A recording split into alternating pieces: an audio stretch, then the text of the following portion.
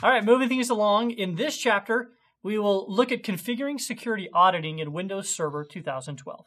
Now, we'll begin by talking about planning and auditing strategy. Now, if I understand it correctly, auditing is the process of tracking security-related events and recording them into the event log.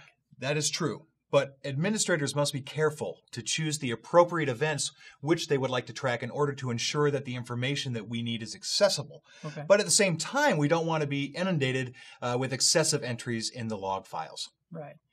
So we'll then look at the specific process for implementing security auditing in Windows Server 2012, beginning with the basic level of auditing, which has been available in previous versions of the operating system.